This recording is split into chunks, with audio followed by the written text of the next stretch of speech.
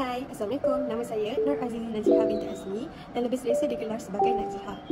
Okey, nama matrik saya 9806-0414-5064-001. Okey, saya merupakan seorang guru di Tadika Perpaduan dan saya juga merupakan seorang pelajar Ijazah Sarjana Muda Pendidikan Awal Kanak-kanak di OUM Seremban dan kini sedang memiliki semester 1 Januari 2024. Okey, untuk subjek OUMH 1603 iaitu subjek kemahiran belajar abad ke-21 ini, saya diberi arahan dan tugasan untuk melakukan satu digital video yang berkenaan dengan pengalaman dengan kehidupan sendiri. Saya mengambil saya mengambil tajuk masalah yang dihadapi oleh seseorang individu apabila dia bekerja sambil belajar dan juga bagaimana cara untuk mengatasinya. So, harap-harap dengan video yang saya buat ini dapat membantu anda dan semua yang senasib dengan saya bekerja sambil belajar ini untuk mengatasinya dengan lebih baik. Okey, selalu bila saya bagi tahu orang yang saya ni masih belajar walaupun saya sudah bekerja, orang mesti akan tanya saya, "Ish, boleh ke belajar sambil bekerja? Mampu ke nak hadap dia punya dugaan, cabaran semua tu kan? Boleh ke tak tidur malam buat assignment? Boleh ke ada dua bebanan kerja dengan belajar?" Saya selalu dapat soalan macam tu. Tapi apa yang jawapannya bagi saya adalah kita punya kekuatan sendiri. Jom kita tengok antara masalah-masalah yang sering dihadapi apabila bekerja sambil belajar. Okey, antara masalah yang sering dihadapi sebagai seorang pekerja dan pelajar, yang pertamanya lah bagi saya adalah kekekalan masa. Sebab bila kita dah bekerja, masa kita sangat limited untuk fokus pada benda lain. Ada orang yang bekerja di office, kerja mereka masuk pukul 7 balik pukul 4, masuk pukul 8 balik pukul 5. Jadi malam tu kadang-kadang dah penat, terpaksa tidur sebab dah terlalu letih kan, tak boleh fokus kat benda lain. Jadi kadang-kadang kita sebagai manusia ni kadang-kadang kita terlalu lah, kita tidur, lepas tu lupa nak buat assignment. Jadi masa tu sangat limit. Okey, yang keduanya adalah kurang motivasi dan dorongan. Okey, bagi orang yang bekerja sambil belajar ni, kita selalu seorang-seorang. Selalu tak sempat nak bercerita dengan orang apa masalah dan bebanan yang kita hadap. Jadi kadang-kadang bila kita rasa macam kurang motivasi dan kurang sokongan daripada orang-orang sekeliling, kita akan rasa sedih, kita akan rasa down, kita akan rasa macam nak give up. Jadi benda-benda macam tu buatkan kita rasa macam susahlah, sukar untuk kita hadapi dunia belajar, bekerja sambil belajar ini. Okey, yang ketiganya adalah kekurangan keyakinan diri. Tiada keyakinan diri lah. Okey, apa yang boleh saya ulaskan tentang tiada keyakinan diri ni? Orang yang bekerja sambil belajar ni, dia hadapi semua ni seorang-seorang. Jadi kadang-kadang dia akan rasa macam mana nak buat ni, boleh ke buat ni, tak tahu nak buat ni. Nak tanya orang pun orang lain tak kenal kan. Tak semua orang rasa macam yakin nak tanya dengan orang sekeliling lah berkenaan dengan masalah bila belajar ni kan. Jadi dia akan rasa macam dia kurang keyakinan diri. Boleh ke dia buat assignment ni seorang-seorang, boleh ke dia buat quiz ni seorang-seorang.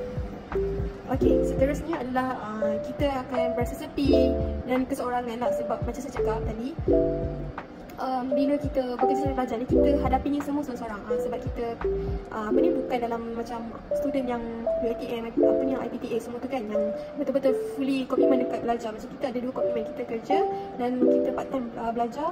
Jadi kita tak sempat, kita memang tak ada environment study yang kawan-kawan sentiasa ada. Macam dulu lah kan, yang saya belajar dekat UPSI dulu, saya tak pernah rasa sunyi, saya tak pernah rasa seorang sebab saya sentiasa ada kawan-kawan. Jadi bila saya belajar sambil kerja, saya belajar ni, saya rasa sunyi, saya rasa seorang sebab yelah kita pilih jalan ni kan untuk bekerja sambil belajar ni. Tak nak, kita kena ada. Okey, yang terakhir sekali adalah normal lah kita akan rasa stres sebab terlalu banyak bebanan kerja, sama ada kerja hakiki ataupun kerja sebagai seorang pelajar ni lah, iaitu tugasan dan sebagainya. Kita banyak nak kena komit. Siang kita nak kena fikir kerja dekat yang sekarang ni lah, macam saya cikgu. Bila malam saya nak kena fokus dekat assignment dengan forum semua tu. Jadi kadang-kadang lah tidaklah hari-hari stres ni. Ada satu masa saya dah tak boleh nak hadap, saya akan macam rasa stres. Itu antara masalah yang sering saya hadapilah sebagai seorang pekerja dan pelajar. Okey, antara masalah-masalah yang saya ceritakan tadi mesti ada penyelesaiannya lah, mesti ada cara untuk mengatasinya. Jadi di sini juga saya kongsikan 8 tips untuk bekerja sambil belajar. Macam mana cara nak mengatasinya? Okey, yang pertama sekalinya mestilah niat. Okey, bagi pendapat saya lah, setiap apa yang kita nak lakukan dalam hidup ni, setiap perkara yang kita nak buat, kita perlu ada niat yang betul dan bersih. Jadi pada pandangan saya, biarlah kita niat untuk sama belajar ni adalah kerana Allah. Untuk kita sebagai umat Islam lah, kita berniat kerana Allah, kita nak menimba ilmu, kita nak menambah ilmu supaya kita dapat menjadi seorang individu dan insan yang lebih baik. Jadi dengan niat yang betul ni dapat membantu kita untuk terus bersemangat dan yakin untuk untuk menghadapi segala cabaran dan dugaan semasa belajar dan bekerja ni. Okey, seterusnya juga selain daripada itu, kita niatlah tujuan untuk berjaya dan tujuan untuk meningkatkan kemajuan kerjaya kita lah. Macam saya nak sambung belajar degree ni, saya berniat untuk meminta prasekolah lah, sebab prasekolah sebenarnya kena ada degree. Jadi saya usaha dengan cara yang macam ni dan niat kerana Allah, insyaAllah semua ni akan dipermudahkan. Okey, untuk tips yang kedua pula, semangat. Okey, bagi pendapat saya lah, kita ni, dalam diri kita ni, kalau nak buat dua benda dalam satu masa, kita kena ada daya kemampuan, daya semangat dan keyakinan yang tinggi untuk kita atasi segala masalah, segala rintangan semasa kita bekerja dan semasa kita belajar. Kalau tak, kalau kita rasa down selalu, kita pun akan jadi macam cepat nak give up. So benda tu sangatlah tak baik. Untuk kita lawankan semua benda-benda tu, kita kena positifkan semula diri kita supaya kita tak rasa untuk putus asa tu. Contohnya macam saya, bila saya rasa down, saya akan macam bagi masa dekat diri dan saya akan positifkan balik diri saya cakap dengan diri saya boleh buat, saya mampu hadap semua ni, saya orang yang kuat, saya orang yang pandai, saya boleh buat benda ni. Jadi benda tu automatik akan positifkan diri saya semula. Benda ni sedikit sebanyak dapat bantu saya untuk tidak rasa mudah putus asa. Okey, untuk tips yang ketiga adalah motivasi. Okey, macam saya selalu jadikan orang sekeliling saya sebagai motivasi saya untuk saya meneruskan apa yang saya sedang lakukan. Seperti contohnya, saya melihat rakan-rakan yang lain ada juga yang menyambung belajar macam saya di OUM ni jugalah. Mereka ada yang sudah berkahwin, ada yang mempunyai anak, tapi mereka mampu untuk menghabiskan belajar ni dengan baik. Jadi benda-benda tu yang buatkan saya akan fikir, kalau orang lain boleh buat, kenapa saya tak boleh buat? Seterusnya saya akan fikirkan kesusahan dan kepayahan orang lain sebagai pembakar semangat lah. Contoh yang macam saya cakap tadi lah, ada orang yang dah kahwin, dah ada anak, tapi mereka mampu untuk buat assignment. Mereka mampu untuk atasi segala dugaan yang semasa bekerja dan belajar ni. Mereka boleh hadap semua tu, kenapa saya tak boleh kan? Okey, dan akhir sekali saya akan bayangkan pengorbanan ibu bapa saya dan fikir cara untuk membalas jasa mereka lah. Ini memang kekuatan dan motivasi yang saya selalu motivate diri saya.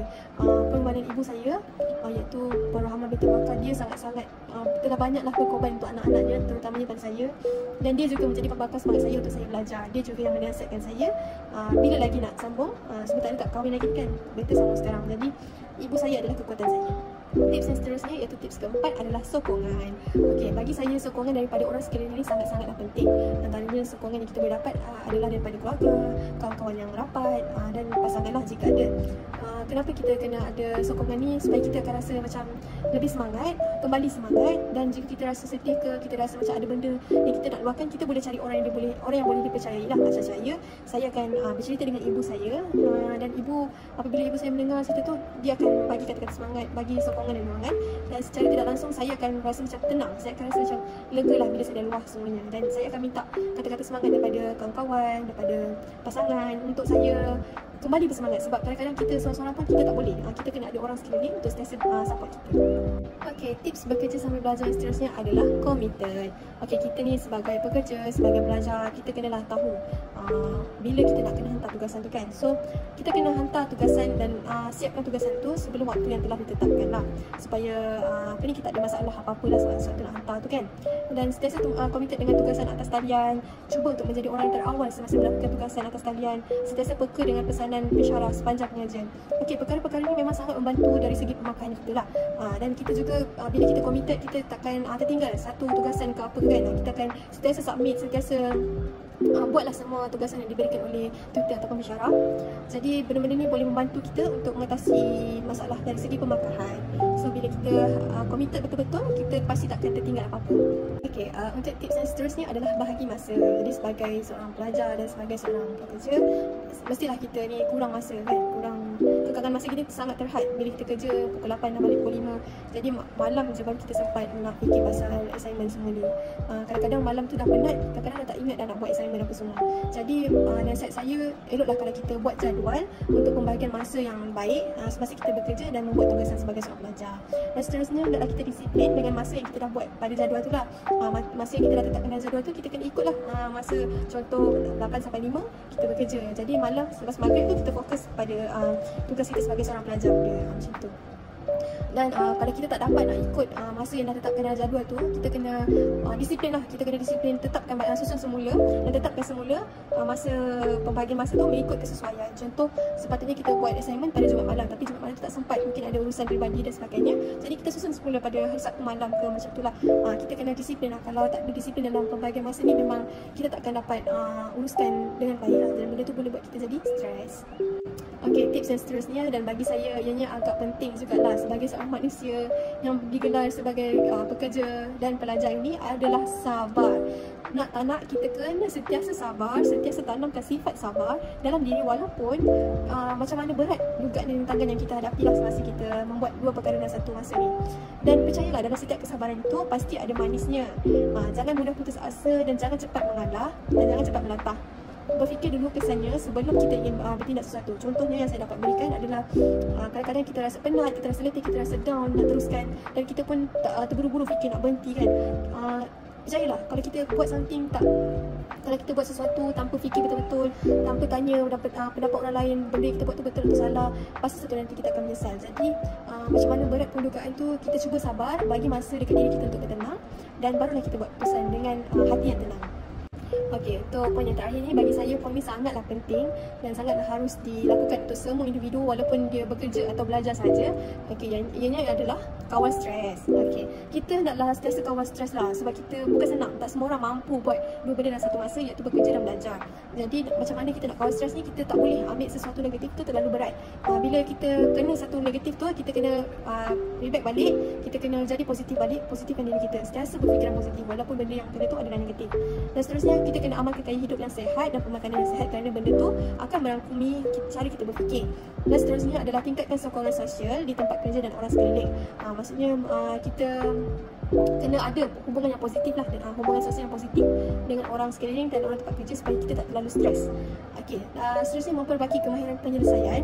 Kita sebagai orang yang buat dua benda dalam satu masa ni, kita kena pandai untuk cari jalan penyelesaian terhadap sesuatu masalah supaya kita tak terlalu stres atau tak terlalu serabut fikir masalah yang dihadapi lah. Jadi setiap masalah yang datang, cuba selesaikan satu persatu.